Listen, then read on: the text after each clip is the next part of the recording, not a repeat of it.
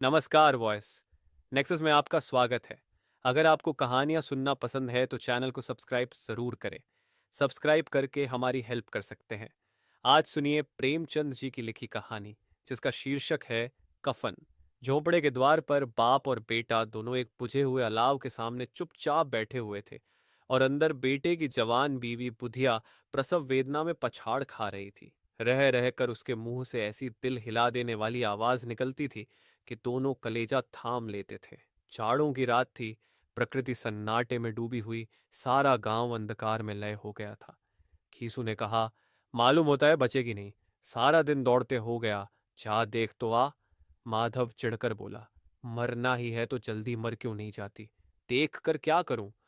तू बड़ा बेदर्द है बे। साल भर जिसके साथ सुख चैन से रहा, उसी के साथ इतनी बेवफाई। तो मुझसे तो उसका तड़पना और हाथ पांव पटकना नहीं देखा जाता। चमारों का कुनबा था और सारे गांव में बदनाम। खीसू एक दिन काम करता तो 3 दिन आराम करता। माधव इतना कामचोर था कि आध घंटे काम करता तो घंटे भर चिलम पीता। इसलिए उन्हें कहीं मजदूरी नहीं मिलती थी। घर में मुट्ठी भर भी अनाज मौजूद हो तो उनके लिए काम करने की कसम थी। जब 2-4 फाके हो जाते तो घीसू पेड़ पर चढ़कर लकड़ियां तोड़ लाता और माधव बाजार से बेच लाता, और जब तक वह पैसे रहते दोनों इधर उधर मारे मारे फिरते। गांव में काम की कमी न थी। किसानों का गांव था। मेहनती आदमी के लिए 50 काम थे।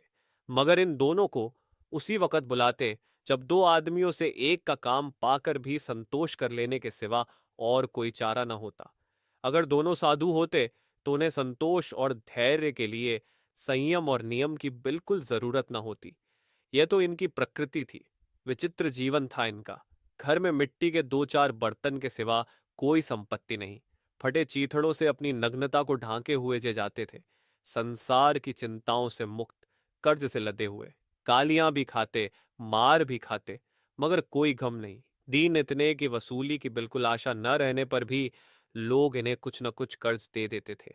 मटर, आलू की फसल में दूसरों के खेतों से मटर या आलू उखाड़ लाते और भून भान कर खा लेते, या 10-5 ऊख उखाड़ लाते और रात को चूसते। घीसू ने इसी आकाश वृत्ति से 60 साल की उम्र काट दी और माधव भी सपूत बेटे की तरह बाप ही के पद चिन्हों पर चल रहा था, बल्कि उसका नाम और भी उजागर कर रहा था। इस वक्त भी दोनों अलाव के सामने बैठकर आलू भून रहे थे जो कि किसी खेत से खोद लाए थे। घीसू की स्त्री का तो बहुत दिन हुए, देहांत हो गया था। माधव का ब्याह पिछले साल हुआ था। जब से ये औरत आई थी उसने इस खानदान में व्यवस्था की नींव डाली थी और इन दोनों बेगैरतों का दोजख भरती रहती थी। जब से वह आई ये दोनों और भी आलसी और आराम तलब हो गए थे, बल्कि कुछ अकड़ने भी लगे थे। कोई कार्य करने को बुलाता तो निर्ब्याज भाव से दुगुनी मजदूरी मांगते। वही औरत आज प्रसव वेदना से मर रही थी और यह दोनों इसी इंतजार में थे कि वह मर जाए तो आराम से सोए। घीसू ने आलू निकालकर छीलते हुए कहा, जाकर देख तो क्या दशा है उसकी। चुड़ैल का फिसाद होगा और क्या। यहां तो ओझा भी 1 रुपया मांगता है। माधव को भय था कि वह कोठरी में गया तो घीसू आलूओं का बड़ा भाग साफ कर देगा। बोला, मुझे वहां जाते डर लगता है। डर किस बात का है, मैं तो यहां हूं ही। तो तुम ही जाकर देखो ना। मेरी औरत जब मरी थी तो मैं 3 दिन तक उसके पास से हिला तक नहीं था, और फिर मुझसे लजाएगी कि नहीं? जिसका कभी मुंह नहीं देखा आज उसका उघड़ा हुआ बदन देखूं। उसे तन की सुध भी तो न होगी। मुझे देख लेगी तो खुलकर हाथ पांव भी न पटक सकेगी। मैं सोचता हूं कोई बाल बच्चा हो गया तो क्या होगा। सोंठ कुड़ तेल कुछ भी तो नहीं है घर में। सब कुछ आ जाएगा, भगवान दे तो। जो लोग अभी 1 पैसा नहीं दे रहे हैं वही कल बुलाकर रुपए देंगे। मेरे 9 लड़के हुए, घर में कभी कुछ न था, मगर भगवान ने किसी न किसी तरह बेड़ा पार ही लगाया। जिस समाज में रात दिन मेहनत करने वालों की हालत उनकी हालत से कुछ बहुत अच्छी न थी, और किसानों के मुकाबले में वे लोग जो किसानों की दुर्बलताओं से लाभ उठाना जानते थे कहीं ज्यादा संपन्न थे, वहां इस तरह की मनोवृत्ति का पैदा हो जाना कोई अचरज की बात न थी। हम तो कहेंगे घीसू किसानों से कहीं ज्यादा विचारवान था और किसानों के विचार शून्य समूह में शामिल होने के बदले बैठकबाजों की कुत्सित मंडली में जा मिला था। हाँ, उसमें यह शक्ति न थी कि बैठकबाजों के नियम और नीति का पालन करता। इसलिए जहां उसकी मंडली के और लोग गांव के सरगना और मुखिया बने हुए थे, उस पर सारा गांव उंगली उठाता था। फिर भी उसे यह तस्कीन तो थी ही कि अगर वह फटेहाल है तो कम से कम उसे किसानों किसी जी तोड़ मेहनत तो नहीं करनी पड़ती और उसकी सरलता और निरीहता से दूसरे लोग बेजा फायदा तो नहीं उठाते। दोनों आलू निकाल निकाल कर जलते जलते खाने लगे। कल से कुछ नहीं खाया था, इतना सब्र न था कि ठंडा हो जाने दे। कई बार दोनों की जबानें जल गईं। छिल जाने पर आलू का बाहरी हिस्सा जवा हा और तालू को जला देता था और उस अंगारे को मुंह में रखने से ज्यादा खैरियत इसी में थी कि वह अंदर पहुंच जाए। वहां उसे ठंडा करने के लिए काफी सामान थे, इसलिए दोनों जल्द जल्द निकल जाते। हालांकि इस कोशिश में उनकी आंखों से आंसू निकल आते। घीसू को उस वक़्त ठाकुर की बारात याद आई जिसमें 20 साल पहले वह गया था। उस दावत में उसे जो तृप्ति मिली थी वह उसके जीवन में एक याद रखने लायक बात थी। और आज भी उसकी याद ताज़ा थी। बोला, वह भोज नहीं भूलता। तब से फिर उस तरह का खाना और भरपेट नहीं मिला। लड़की वालों ने सबको भर पेट पूरियां खिलाई थीं, सबको। छोटे बड़े सब ने पूरियां खाई और असली घी की। चटनी, रायता, 3 तरह के सूखे साग, एक रसेदार तरकारी, दही, चटनी, मिठाई। अब क्या बताऊं कि उस भोज में क्या स्वाद मिला। कोई रोक टोक नहीं थी। जो चीज चाहो मांगो, जितना चाहो खाओ। लोगों ने ऐसा खाया कि किसी से पानी न पिया गया। मगर परोसने वाले हैं कि पत्तल में गरम गरम गोल गोल सुवासित कचौरियां डाल देते हैं। मना करते हैं कि नहीं चाहिए, पत्तल पर हाथ रोके हुए हैं, मगर वह है कि दिए जाते हैं। और जब सबने मुंह धो लिया तो पान इलायची भी मिली। मगर मुझे पान लेने की कहाँ सुध थी। खड़ा हुआ न जाता था। चटपट जाकर अपने कंबल पर लेट गया। ऐसा दिल दरियाव था वह ठाकुर। माधव ने इन पदार्थों का मन ही मन मजा लेते हुए कहा, अब हमें कोई ऐसा भोज नहीं खिलाता। अब कोई क्या खिलाएगा, वह जमाना दूसरा था। अब तो सबको किफायत सूझती है। शादी ब्याह में मत खर्च करो, क्रियाकर्म में मत खर्च करो। पूछो, गरीबों का माल बटोर बटोर कर कहाँ रखोगे। बटोरने में तो कमी नहीं है, हाँ खर्च में किफायत सूझती है। तुमने 1-20 पूरियां खाई होंगी, 20 से ज्यादा खाई थीं। मैं 50 खा जाता। 50 से कम मैंने ना खाई होंगी। अच्छा पका था। तू तो मेरा आधा भी नहीं है। आलू खाकर दोनों ने पानी पिया और वहीं अलाव के सामने अपनी धोतियां ओढ़कर पांव पेट में डाले सो रहे, जैसे दो बड़े बड़े अजगर गेंडुलियां मारे पड़े हों। और बुधिया अभी तक कराह रही थी। सवेर माधव ने कोठरी में जाकर देखा तो उसकी स्त्री ठंडी हो गई थी। उसके मुंह पर मक्खियां भिनक रही थीं, पथराई हुई आंखें ऊपर टंगी हुई थीं, सारी देह धूल से लथपथ हो रही थी। उसके पेट में बच्चा मर गया था। माधव भागा हुआ घीसू के पास आया। फिर दोनों जोर जोर से हाय हाय करने और छाती पीटने लगे। पड़ोस वालों ने यह रोना धोना सुना तो दौड़े हुए आए और पुरानी मर्यादा के अनुसार इन अभागों को समझाने लगे।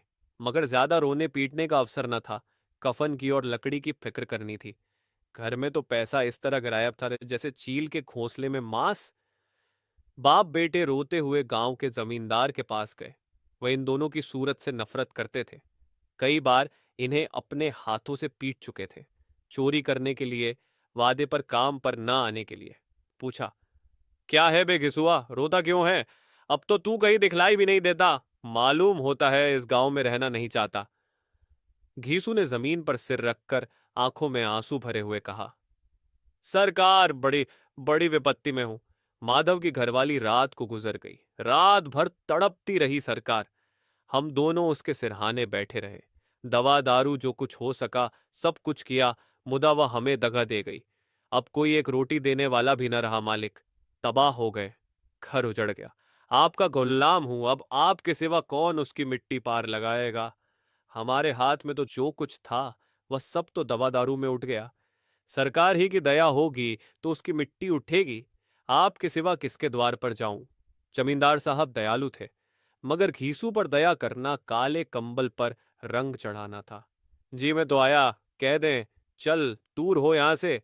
यूं तो बुलाने से भी नहीं आता, आज जब गरज पड़ी तो आकर खुशामद कर रहा है। हराम खोर कहीं का बदमाश। लेकिन यह क्रोध या दंड देने का अवसर न था। जी में कुड़ते हुए 2 रुपए निकालकर फेंक दिए, मगर सांत्वना का एक शब्द भी मुंह से न निकला। उसकी तरफ ताका तक नहीं। जैसे सिर का बोझ उतारा हो। जब जमींदार साहब ने 2 रुपए दिए तो गांव के बनिए महाजनों को इनकार का साहस कैसे होता। घीसू जमींदार के नाम का ढिंढोरा भी पीटना खूब जानता था। किसी ने 2 आने दिए, किसी ने 4 आने। 1 घंटे में घीसू के पास 5 रुपए की अच्छी रकम जमा हो गई। कहीं से अनाज मिल गया, कहीं से लकड़ी। और दोपहर को घीसू और माधव बाजार से कफन लाने चले। इधर लोग बांस वांस काटने लगे। गांव की नरम दिल स्त्रियां आ आकर लाश देखती थीं और उसकी बेकसी पर 2 बूंद आंसू गिराकर चली जाती थीं। 3 बाजार में पहुंचकर घीसू बोला, लकड़ी तो उसे जलाने भर को मिल गई है। क्यों माधव? माधव बोला, हाँ लकड़ी तो बहुत है, अब कफन चाहिए। तो चलो कोई हल्का सा कफन ले लें। हाँ और क्या, लाश उठते उठते रात हो जाएगी। रात को कफन कौन देखता है? कैसा बुरा रिवाज है कि जिसे जीते जी तन ढांकने को चीथड़ा भी न मिले, उसे मरने पर नया कफन चाहिए। कफन लाश के साथ जल ही तो जाता है, और क्या रखा रहता है। यही 5 रुपए पहले मिलते तो कुछ दवा दारू कर लेते। दोनों एक दूसरे के मन की बात ताड़ रहे थे। बाजार में इधर उधर घूमते रहे। कभी इस बाजार की दुकान पर गए, कभी उसकी दुकान पर। तरह तरह के कपड़े, रेशमी और सूती देखे, मगर कुछ जंचा नहीं। यहां तक कि शाम हो गई। तब दोनों न जाने किस दैवी प्रेरणा से एक मधुशाला के सामने जा पहुंचे और जैसे किसी पूर्व निश्चित व्यवस्था से अंदर चले गए। वहां जरा देर तक दोनों असमंजस में खड़े रहे। फिर घीसू ने गद्दी के सामने जाकर कहा, साहू जी, एक बोतल हमें भी देना। इसके बाद कुछ चिखौना आया, तली हुई मछली आई और दोनों बरामदे में बैठकर शांतिपूर्वक पीने लगे। कई कुज्जियां ताबड़तोड़ पीने के बाद दोनों सरूर में आ गए। घीसू बोला, कफन लगाने से क्या मिलता? आखिर जल ही तो जाता, कुछ बहू के साथ तो न जाता। माधव आसमान की तरफ देखकर बोला, मानो देवताओं को अपनी निष्पापता का साक्षी बना रहा हो। दुनिया का दस्तूर है। नहीं, लोग बामनों को हजारों रुपए क्यों दे देते हैं? कौन देखता है परलोक में मिलता है या नहीं। बड़े आदमियों के पास धन है, फूंके, हमारे पास फूंकने को क्या है? लेकिन लोगों को जवाब क्या दोगे? लोग पूछेंगे नहीं कफन कहाँ है। खीसू हंसा, अबे, कह देंगे कि रुपए कमर से खिसक गए, बहुत ढूंढा मिले नहीं। लोगों को विश्वास ना आएगा, लेकिन फिर वही रुपए देंगे। माधव भी हंसा। इस अनपेक्षित सौभाग्य पर बोला, बड़ी अच्छी थी बेचारी, मरी तो खूब खिला पिलाकर। आधी बोतल से ज्यादा उड़ गई। गीजू ने 2 से पूरियां मंगाई। चटनी, अचार, कलेजियां। शराब खाने के सामने ही दुकान थी। माधव लपक कर 2 पत्तलों में सारे सामान ले आया। पूरा 1.5 रुपया खर्च हो गया। सिर्फ थोड़े से पैसे बच रहे। दोनों इस वक्त इस शान में बैठे पूरियां खा रहे थे जैसे जंगल में कोई शेर अपना शिकार उड़ा रहा हो। न जवाबदेही का खौफ था, न बदनामी की फिक्र। इन भावनाओं को उन्होंने बहुत पहले ही जीत लिया था। घीसू दार्शनिक भाव से बोला, हमारी आत्मा प्रसन्न हो रही है तो क्या उसे पुण्य न होगा? माधव ने श्रद्धा से सिर झुकाकर तसदीक की, जरूर से जरूर होगा। भगवान, तुम अंतर्यामी हो, उसे बैकुंठ ले जाना। हम दोनों हृदय से आशीर्वाद दे रहे हैं। आज जो भोजन मिला वह कभी उम्र भर न मिला था। एक क्षण के बाद माधव के मन में एक शंका जागी। बोला, क्यों दादा, हम लोग भी एक न एक दिन वहां जाएंगे ही। घीसू ने इस भोले भाले सवाल का कुछ उत्तर न दिया। वह परलोक की बातें सोचकर इस आनंद में बाधा न डालना चाहता था। जो वहां वह हम लोगों से पूछे कि तुमने हमें कफन क्यों नहीं दिया तो क्या कहोगे? कहेंगे तुम्हारा सिर। पूछेगी तो जरूर। तू कैसे जानता है कि उसे कफन न मिलेगा? तू मुझे ऐसा गधा समझता है? 60 साल क्या दुनिया में घास खोदता रहा हूं, उसको कफन मिलेगा और बहुत अच्छा मिलेगा। माधव को विश्वास न आया। बोला, कौन देगा? रुपए तो तुमने चट कर दिए। वह तो मुझसे पूछेगी। उसकी मांग में तो सेंदूर मैंने डाला था। कौन देगा, बताते क्यों नहीं? वही लोग देंगे जिन्होंने अब की दिया। हाँ, अब की रुपए हमारे हाथ ना आएंगे। ज्यों ज्यों अंधेरा बढ़ता था और सितारों की चमक तेज होती थी, मधुशाला की रौनक भी बढ़ती जाती थी। कोई गाता था, कोई डींग मारता था, कोई अपने संगी के गले लिपटा जाता था, कोई अपने दोस्त के मुंह में कुल्हड़ लगाए देता था। वहां के वातावरण में सुरूर था, हवा में नशा। कितने तो यहां आकर एक चुल्लू में मस्त हो जाते थे। शराब से ज्यादा यहाँ की हवा उन पर नशा करती थी। जीवन की बाधाएं यहाँ खींच लाती थीं और कुछ देर के लिए यह भूल जाते थे कि वे जीते हैं या मरते हैं, या न जीते हैं न मरते हैं। और ये दोनों बाप बेटे अब भी मजे ले लेकर चुस्कियां ले रहे थे। सबकी निगाहें इनकी ओर जमी हुई थी। दोनों कितने भाग्य के बली हैं। पूरी बोतल बीच में है। भरपेट खाकर माधव ने बची हुई पूरियों का पत्तल उठाकर एक भिखारी को दे दिया, जो खड़ा इनकी ओर भूखी आंखों से देख रहा था और देने के गौरव, आनंद और उल्लास का अपने जीवन में पहली बार अनुभव किया। खीसू ने कहा, ले जा, खूब खा और आशीर्वाद दे। जिसकी कमाई है वह तो मर गई, मगर तेरा आशीर्वाद उसे जरूर पहुंचेगा। रोए रोए से आशीर्वाद दो, बड़ी गाढ़ी कमाई के पैसे हैं। माधव ने फिर आसमान की तरफ देखकर कहा, वह बैकुंठ में जाएगी दादा, बैकुंठ की रानी बनेगी। खीसू खड़ा हो गया और जैसे उल्लास की लहरों में तैरता हुआ बोला, हाँ बेटा, बैकुंठ में जाएगी। किसी को सताया नहीं, किसी को दबाया नहीं, मरते मरते हमारी जिंदगी की इससे बड़ी लालसा पूरी कर गई। वरना बैकुंठ जाएगी तो क्या ये मोटे मोटे लोग जाएंगे, जो गरीबों को दोनों हाथों से लूटते हैं और अपने पाप को धोने के लिए गंगा में नहाते हैं और मंदिरों में जल चढ़ाते हैं? श्रद्धालुता का यह रंग तुरंत ही बदल गया। अस्थिरता नशे की खासियत है। दुख और निराशा का दौरा हुआ।